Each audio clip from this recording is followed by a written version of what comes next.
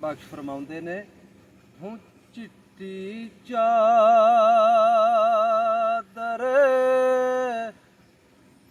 ਹੋ ਬੰਬਲਾ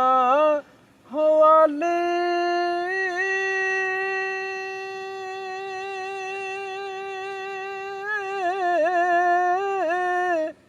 ਹੋ ਤੇ ਦਾਗ ਨਾ ਲਾਵੀਂ ਹੋ ਜਣਦਾ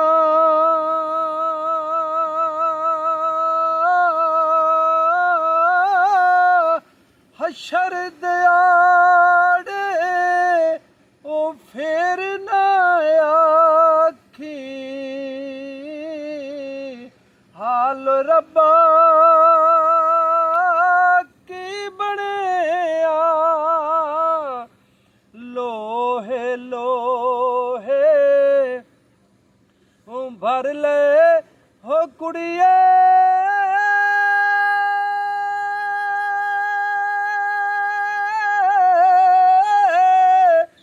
ਜੇ ਦੁੱਧ ਭਾਂਡਾ ਭਰਨਾ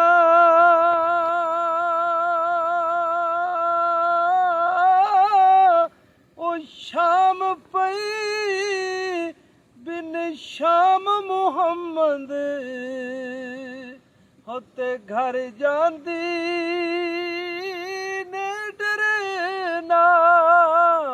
ਲੈ ਹੋ ਯਾਰ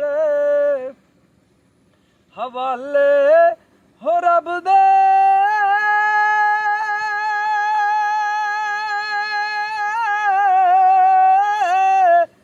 ਹੱਤੇ ਮੇਲੇ 4 ਦਿਨਾਂ ਦੇ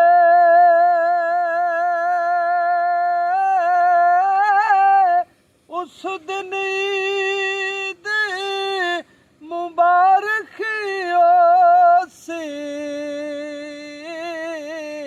ਉਸ ਦਿਨ ਈਦ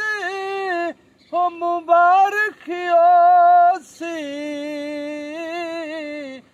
ਤੇ ਜਿਸ ਦਿਨ ਫੇਰ